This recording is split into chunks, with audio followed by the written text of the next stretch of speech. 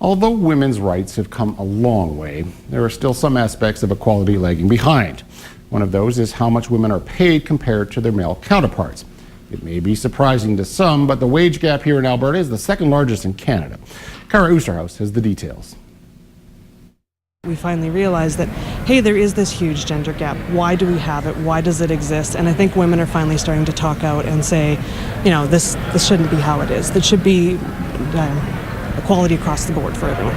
Gender wage gap is something that is often overlooked because of how far society has advanced when it comes to equality. However, unequal pay is still very real, and it's happening. A recent report by the Conference Board of Canada gives Alberta a D grade when it comes to the equality between men and women in higher paid jobs.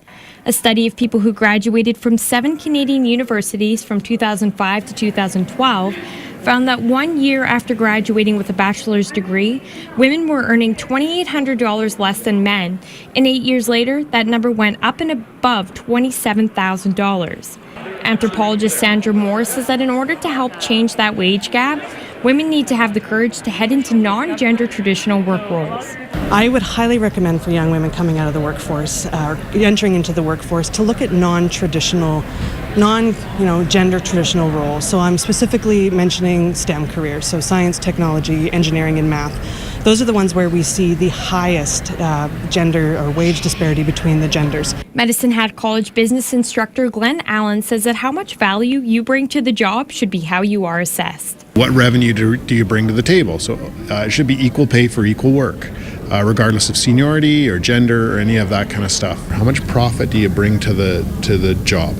And that's the way that jobs and pay should be assessed. We spoke to young women getting ready to choose their career paths and how they feel when it comes to getting less pay than men. I feel like it's unfair that I feel like men and women both should be being paid the same amount because we're getting the same education, we're getting the same opportunities to learn about it, so I feel like we should be getting paid the same. A little different because men and women are both equal.